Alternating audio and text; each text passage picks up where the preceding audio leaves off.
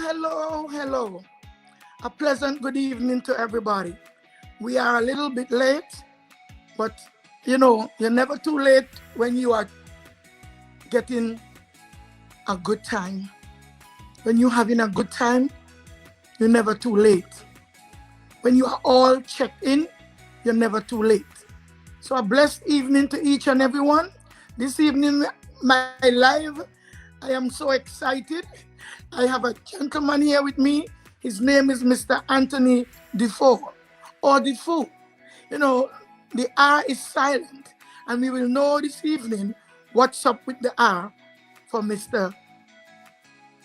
Anthony DeFour. So, without further ado, without going and wasting too much time that we will need,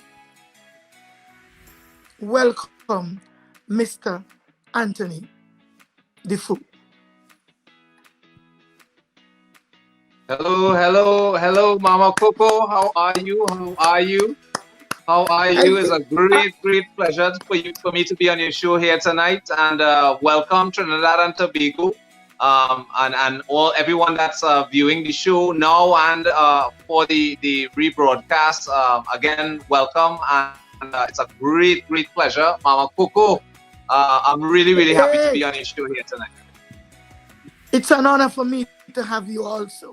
You see, why I'm saying it's an honor is because we are about to get into Truthville. We are about to get into the avenue where anything that was said, we are about to make it clear. We are about to speak the truth, and not a truth, the truth. And the truth, Mr. DeFour, that's right. And Mr. DeFour, I am so happy that I am getting this privilege. It's a privilege for me. This is a new program. This is a new page for me. It's not newness for me only because you are here and I have a new page, Mama Coco. My name is Cora Panty, better known as Mama Coco. And I have the honor to give to you guys tonight a man, a politician, yes, a father, a brother, yes. And tonight, I can't wait to ask Mr. Anthony, who is Anthony DeFour? Mama, Trinidad and Tobago, Anthony DeFour, son of the soil, born 1973, San Juan boy. I went to school at San Juan Boys RSC, and I moved on over to Barataria Secondary, and at that point, I left Trinidad and Tobago. I went up to New York City, resided there for almost 2 decades. I studied over at NYU, Queens Community College, and a couple other private institutions as well. I am a child of the soil again, and I came back home. I'm here, and I'm not happy with the condition at Trinidad and Tobago. I'm really not happy. Especially being in a place which is a first world country, and you are able to see what benefit a citizen can actually have from the state, at least with systems that actually work. And me being a second-class citizen, not even a child of the soil there, I am able to experience a level of betterment there. So I came back to Trinidad, and I'm here, and I'm not happy with the condition of our people, our brothers, our sisters. I look at my children, generations down the road. I am a citizen. I'm a man who is looking for betterment. That's who Anthony DeFour is. This is who I am right now, Mama. So, Mr. DeFour, you said that you migrated to the United States at what age? That would be 16 going on 17. 16 going on 17. Yes, very young, very young. You went to meet like mother, father. Who did you move there with? Yes. I'm asking like who I left, well, leaving Trinidad and Tobago, well, I got married at a very young age. And I was married at the time, moving to New York. Again, You were married at what age? We have. My goodness. Well, again, you would say, I would say at 17. I was 16 turning into 17. But again, that entire scenario, you know, we have a tradition here in Trinidad where you have somewhat an arranged marriage, as they would call it. So it was something along those lines for us being married at such a young age. But again, I took responsibility for myself as a young man, and you know, I did what I had to do as a young man. I know I had responsibilities for myself. I had a young wife, and we were in another man's land as a second-class citizen, trying to create a life for ourselves. And so said, so done. So, Mr. DeFour, we kind of skip a nice area of your life. How did you grow up?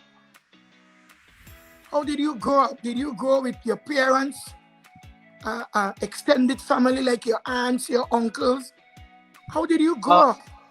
Well, Mama, I grew up with my grandmother, actually. Unfortunately, my mother died at 5 years old, when I was 5 years old. And I have my existence, I owe to my grandmother. In fact, I call her mom, you know, because I did adopt her as my mother. She is who I knew.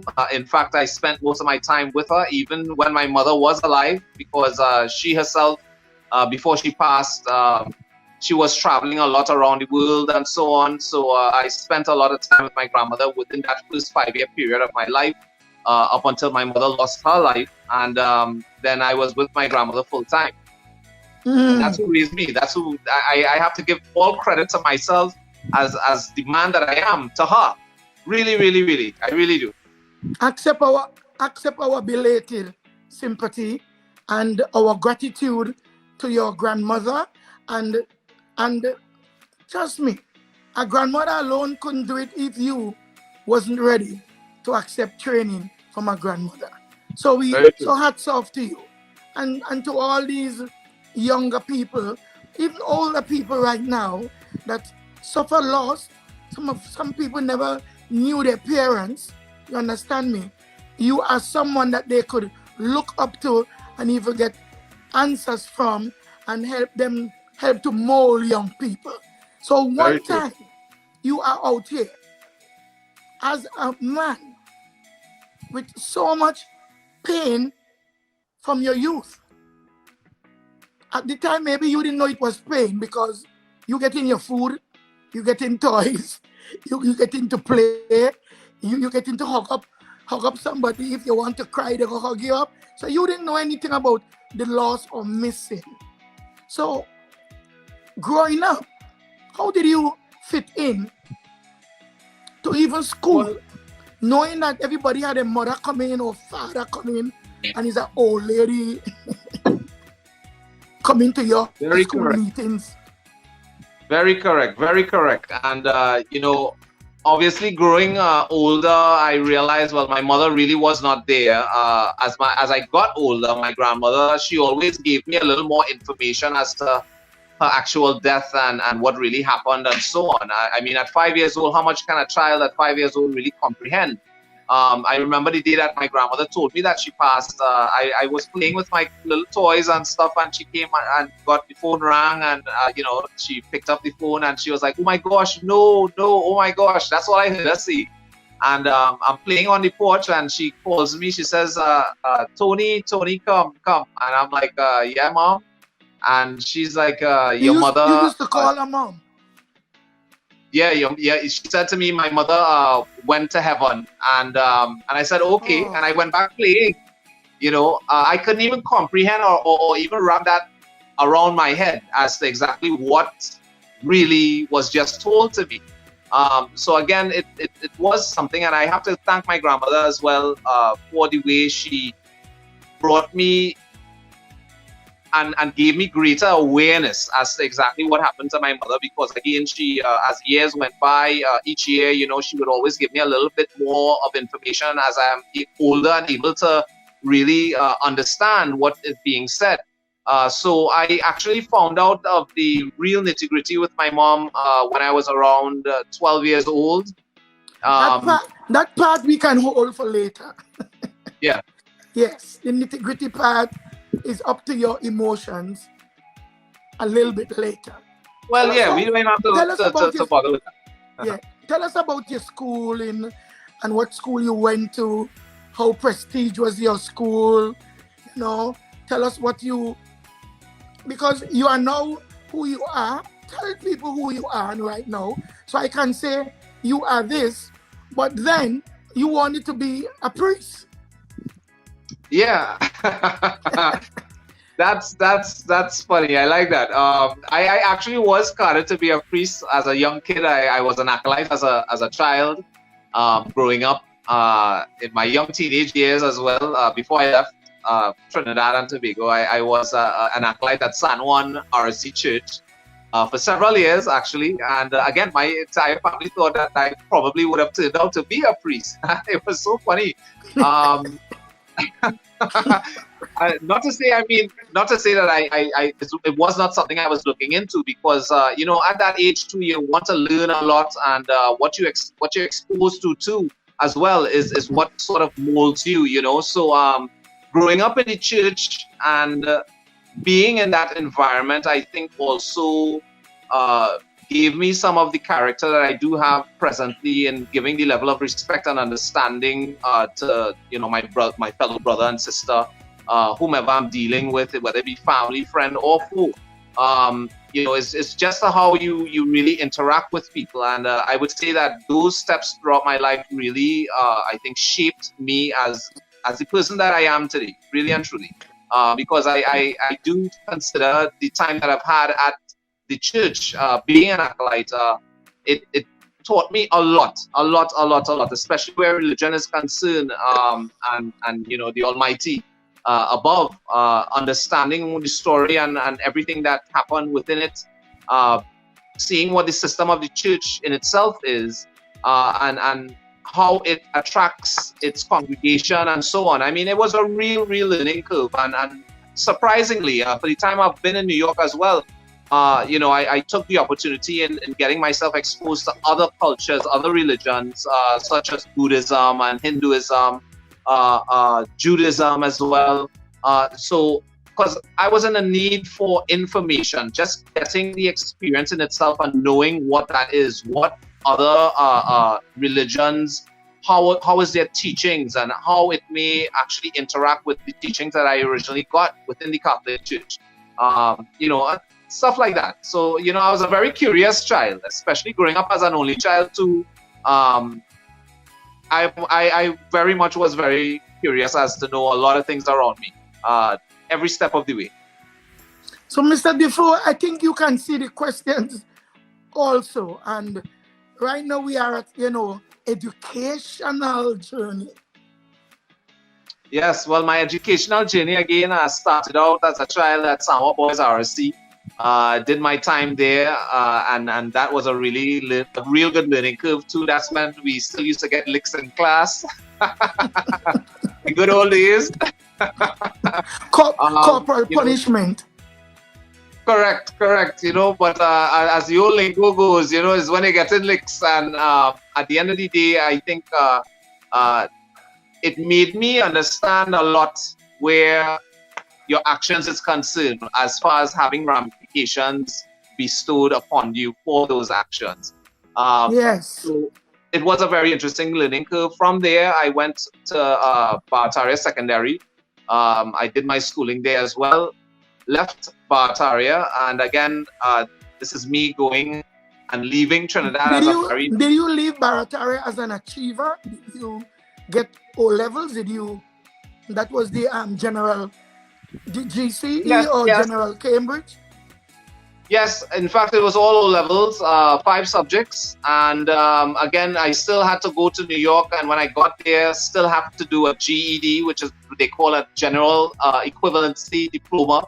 Yes. That's for them to basically gauge as to exactly what your education level really is. And then they give you a grade point average pertaining towards that, where you can actually move forward in entering into other areas, other fields, and furthering your education there. And while I was there, I did several courses pertaining towards optometrics within the optical field, as well as business management. I attended Queens Community So you College. are an optometrist? No, optician. Or optician? Yes, Oh, we deal primarily with lenses. with lenses. So at Queens Community So, College, I also did a so course there. where did you qualify for that? Excuse me. This is Where did NYU. you? Yes. What school This of is higher education did you? New York NYU. University. Is where we did the optometrics course as well as business management. And again, it's a 2-year course basically, and it's me again assimilating as much information as I possibly could. I also was doing music production. This was at the Connecticut School of Broadcasting, and I did aviation You did aviation, you airline said. actually, which was hosted at Queens Community College.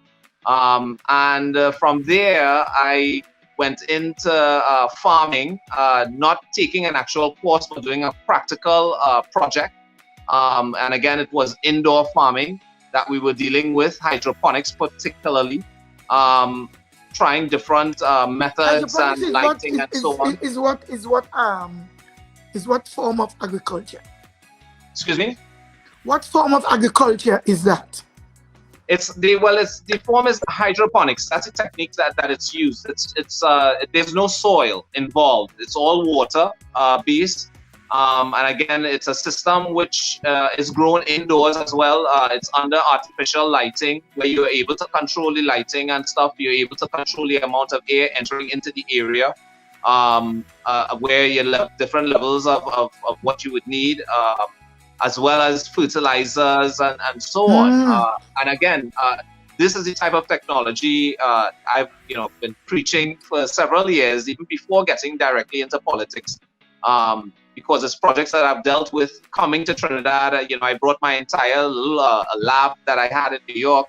I remember well when we got here to Trinidad, clearing the container, the customs guy was asking, "What the heck is this? What is this for?" And I'm telling him it's a hydroponics lab, man. You grow indoors with this thing.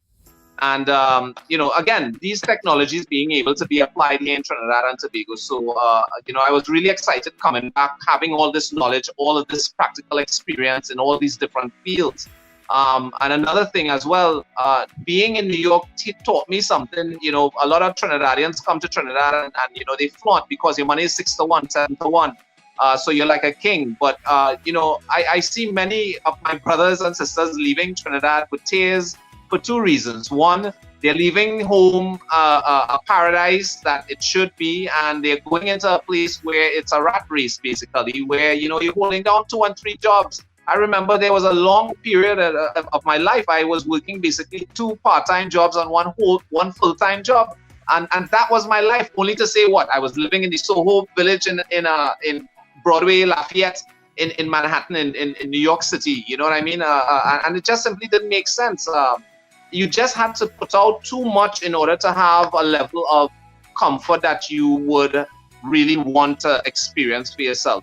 Outside of that, you would find yourself living in basements and very small little apartments, which would be with expensive. with a lot of company. What you call Correct. the roach? German roach. Correct. Oh, you know the thing. So, I would say at the time that I was in New York, it was a real learning curve for me. And that really, really shaped me too. Because there was a lot of things, ups and downs in my life at that period. Remember, I didn't really have family there. I was there by myself, doing my own thing, making my own money, living my own life, literally. And this is something that happened to me at a very, very young age as well. Because how old, if you don't mind, how old are you now? I am 47 years old. Oh, brother, congratulations for the things that you have achieved. And I want to continue to boost you in many ways because I know what you are talking about. I've been there in New York and I know. So why did you come back to Trinidad and Tobago?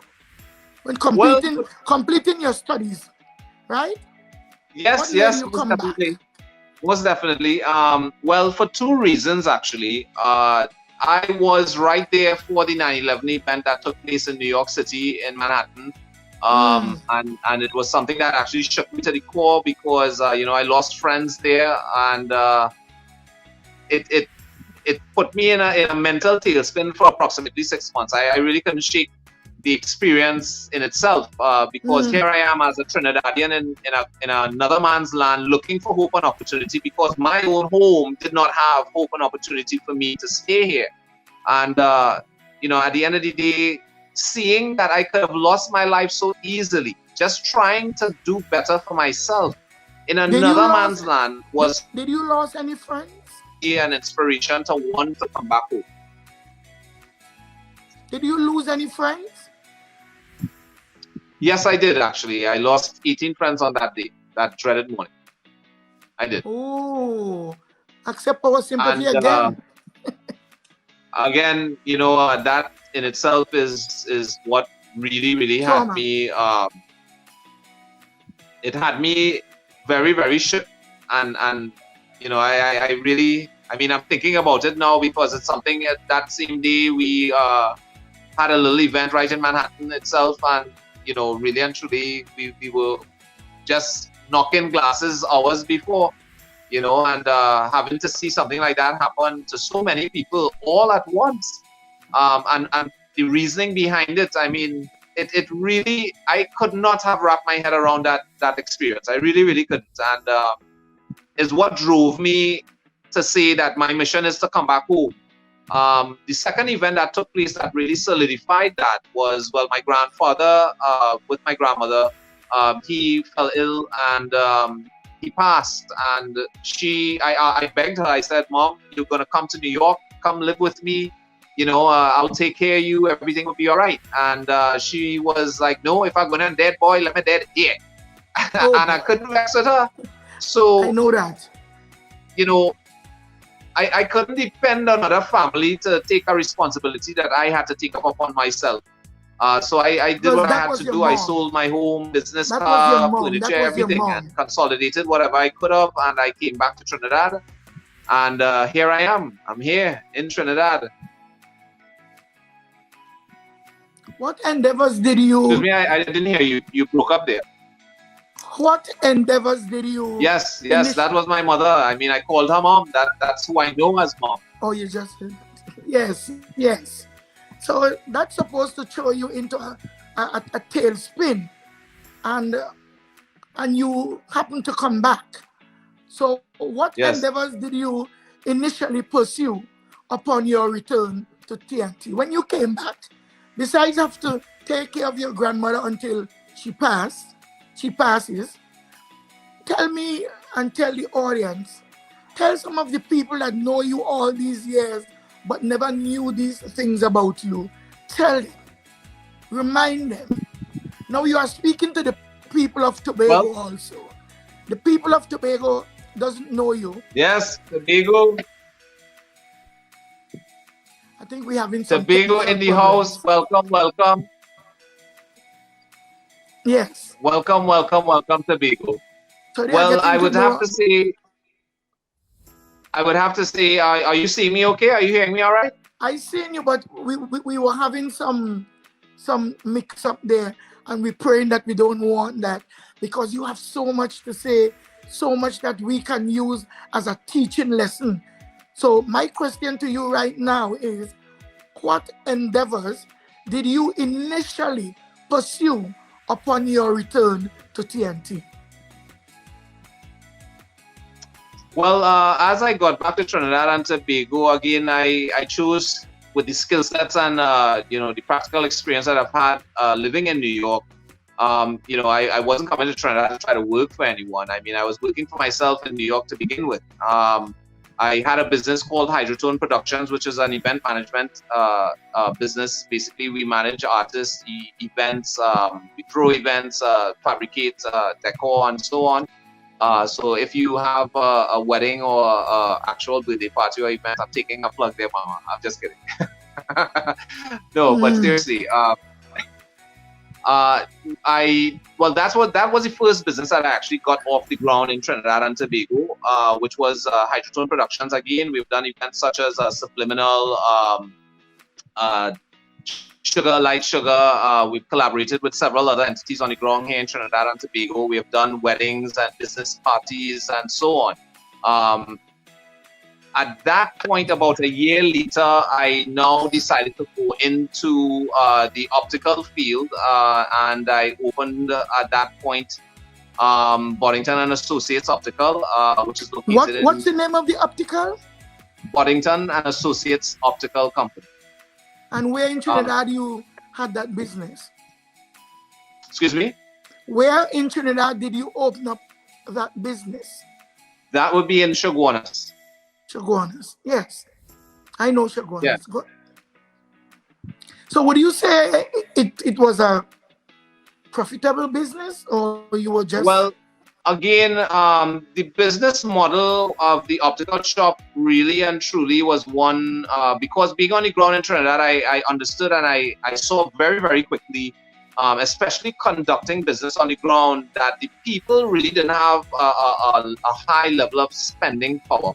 I found it very strange because I say in a country that have so much resources and, you know, the industrial capital of the Caribbean, basically, the only industrial giant in the Caribbean out of all the islands, and, you know, to see exactly what was going on the ground, where the spending power of the people, that's a key thing there, because at the end of the day, is for you to really recognize how much people are really spending on the ground, whether it be groceries, whether it be for entertainment or what have you. So at that point now, again, getting into the optical field here in Trinidad and Tobago, for the first year, it was a very interesting experience, only because there's been a status quo in Trinidad where the optical environment is concerned. Meaning that, you know, you go to an optical shop and you're going to be paying anywhere between $3,000, $4,000, $5,000 for a pair of glasses. You know, we pride ourselves on trying not to raise the profit line too high, because we understood the spending power of the population, which was the larger part of that population here in Trinidad and Tobago. So, you know, our prices was very low, very affordable. We had some little pushback from the industry, from a few of my peers within the industry, only because they wanted to ensure that they were able to maintain a particular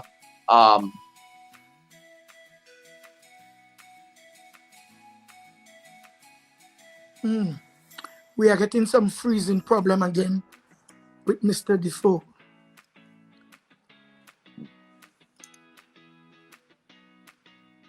I hope the technicians can see that we are having some problem with Mr. DeFour mic. And Will and Ivan Nurse is saying good night to Anthony DeFour and Mama Coco. Yes, so we're having a little technical difficulty here. Yes, on your end. On the connection, yeah. So let us don't murmur too much. Let me ask you this. You think on the return from the United States to Trinidad was a good time economically? How was it? Yes, I would say yes. At that period, Trinidad still had, there was still monies passing through the system in Trinidad and Tobago, as in there was money passing through every nook and cranny. It may not have been a high volume of money, but the point is that there was still an efficiency of money passing through the system in itself. People were working, you know, certain things were being paid and maintained and so on. Because I remember opening up the shop in Caroni Savannah Road in Chaguanas, and that was a period when that street did not have much businesses at all. A lot of people had asked me, why are you going to open on a street like that? There's not much people on the street, there's not much businesses. And I'm saying to them, I say, the town is expanding, it's growing, you know what I mean? There's economic and activity happening within the country, within the towns, in San Fernando, in Central, in Port of Spain, in Arima, in Tobago. You know, there was a lot of movement, there was lots of exchange of product and services. So the community in itself, actually, I grew with the community. That business model there grew with Shabuanas and Caroni Savannah Road in particularly. And the brand is well known in Central. In fact, the Boddington name is one of the oldest running optical companies that have in Trinidad and Tobago that has survived so far. And there's a lot of rich history where that is concerned, but we wouldn't even go into all of that. But the point is that the doctrine of that brand was one of meeting the small man and helping them, giving the assistance. I was about to ask you, seeing that some people really was in need of a glasses and they couldn't afford it. Did you ever try to meet them, like charity? No, listen, Ma, we have an in-house program for the needy, elderly people that come in at a certain age, depending on what their diagnosis is with our doctor and so on. There's some concessions that's made where we give complimentary glasses to some families or individuals. Again, it's about us being able to profile someone and get factual information, knowing what their position is. And once we have a certain level of satisfaction where we can guarantee to say, well, yes, this person is really not in a good place, we do have a program within the company that assists these people genuinely without looking for anything else and from that. It's not something that's publicized. Again, we have many testimonies by clients from that brand that can tell you, we go out of our way to help people. We sometimes, you might be an elderly person or a single mother, you can't leave your home. We send a courier out to your house, get your spectacles. If it's broken, we go pick it up, fix it, bring it back. We have a fantastic in-house warranty that covers up to a year of usage with your spectacles, where the company takes care of you, where you don't have to pay anything within that period for that service. And again, that's another thing that I see we've lacked a lot in Trinidad and Tobago within the business sector, is a level of customer service. I see it lacked in many areas at many levels. It's only in recent time I see that they're starting to buck up a little bit more on their customer service, but in many areas across the board in Trinidad and Tobago, customer service was not up to par, especially in the public sector. Especially in the public sector. I am speechless even to comment on what I have experienced where the public sector is concerned, whether it be going from a passport or my license or changing my ID or just going in legal affairs. It's just so much of a runaround. It's unreal to show or at least to see the draconian practices. Yes. And the type of interaction they have with the citizens trying to conduct business on a day-to-day basis. It's absolutely horrendous. Oh, Mr. DeFour, it's a breath of fresh air to be listening to a man at your age and the amount of things that you have acquired and achieved for yourself without going with a mother. Yes, and a father. My daddy. How has your role as a businessman, a philanthropist, and a political activist prepared you for politics and leadership? First, tell us something about your political mindset. Too much question for you?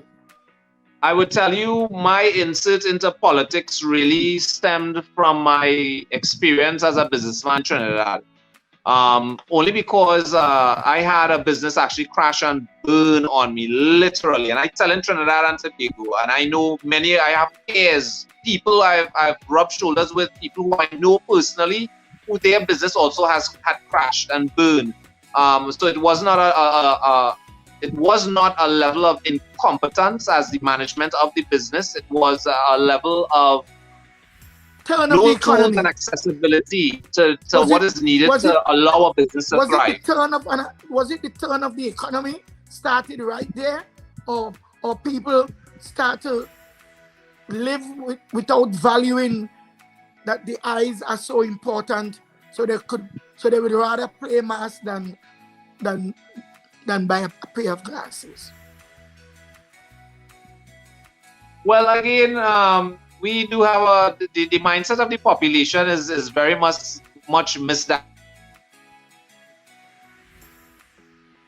We're having problems again. I'm ready to go Hear with me? this live.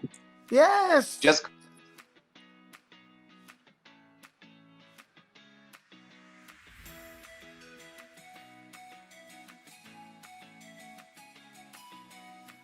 Okay, my people. Mr. DeFour is having some technical problems. So until such time, let us go ahead by answering to Anne-Marie Ahmad. She's saying, good night, Mama Coco and your guest. Good night, Anne-Marie Ahmad. Anne-Marie, are you enjoying the show so far?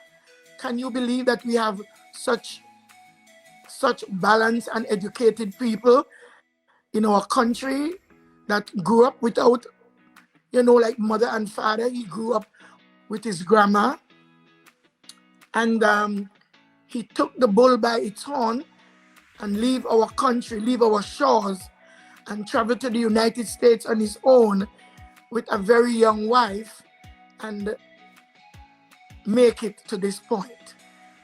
So Margaret Bailey is saying, good night, my beautiful lady. Well, good night, Margaret. How you doing? Mama, So are you back? they're trying to stop this live too bad, you know. Well, I only hope then succeed. Because They will succeed. I rather suck the salt and the fruit. You see that seed? That seed is to go back into the ground and germinate to make another plant. So I hope then succeed. So right now, the same question, the same question, but you have moved a good way into it. So let us get into some politics. Yeah. Well, my political insertion actually happened, like I said, as a businessman, seeing the red tape that I had to go through. And again, I had a business crash and burn on me simply because I was not able to access, Forex. I was not able to get foreign exchange, whether it be in US, Canadian, or pounds at the levels that I needed to acquire it by. I thought that was so much of... Go over that again. The failure to get foreign exchange. Yes. That was the catalyst that pushed me into politics. Really, well, I wouldn't say even pushing me into politics, more becoming a political advocate of sorts, putting some focus on that, trying to get more information on that, where the laws are concerned, how we can actually enhance that, make it better, what is missing, why it's not working the way it's supposed to work for the citizenry, for business people in Trinidad and Tobago. Because again, I invested money in this business, and you can't acquire a product that you're accessing from outside, and your payment method is in US dollars, foreign currency, exactly, and you're not being able by the banking institutions access the amount of monies that you need for your purchases or to conduct your business, whether it be on a day-to-day, week-to-week, month-to-month basis. And I think it's absolutely unfair, and this is something that has been stifling a large portion of the population, because we're able to access a lot of products outside. Not saying that we don't want to put focus on local manufacturing here. Yes, we do. But we're talking, this is a few years ago, and the environment in Trinidad has a lot of business people. They were getting a lot of products outside at a good price, being able to bring it on the ground. And the point is that the purchase power was not in TT dollars; it was in US dollars or pounds or euros, for that matter. And again, this is not a problem that we're dealing with now. This is something that I've heard that even before coming back from New York to Trinidad, some of my peers who also have businesses, said that was their biggest issue, trying to get US currency to make purchases for products that they need for their businesses. And I asked myself, why is this, why are we dealing with this as business people? Because why? I just want to ask, do we export? Because if we export, we're supposed to get payment in foreign currency. Correct. Well, again, the administrations of the past have really not put major emphasis on our exports. We've heard leaders from the past. Look, our leader right now, Prime Minister Rowley, is saying that we're not able to diversify as we think we can. We're not able to feed the nation because we don't have enough land. And I'm looking at this guy and I'm saying, but listen, this man has a doctorate in front of his name. He's supposed to have some level of common sense aside from all the book sense that you're proclaiming to have. The point of the matter is that, it's a no-brainer. There's simply a matter of identifying the environment that we're in, knowing what's the assets of the country, what's available to us, what our finances are in creating whatever plans and pushing these plans forward. Is just a matter of getting the job done. And why hasn't it not been done to date? And this, again, I am very, very frustrated as a citizen, because I speak first as a citizen of Trinidad and Tobago. Because before even politics was even in my sights, my point is that I had to go through everything that every other citizen on the ground had to go through. So having to sit down in traffic for 1.5 to 2 hours to get back and forth to work or to your business place. Busting your big toe, going to the hospital, and you had to sit down and wait. You can't see a nurse or a doctor, you can't get a Panadol. I mean, you had to lock up your place. Look, it was such a shock for me to see when I come back to Trinidad to see my home, mama. Trinidad and Tobago. Hear what I say, eh? I leave Trinidad with no burglar proof on my window, eh? All you hear me, eh? No burglar proof on the windows of my home.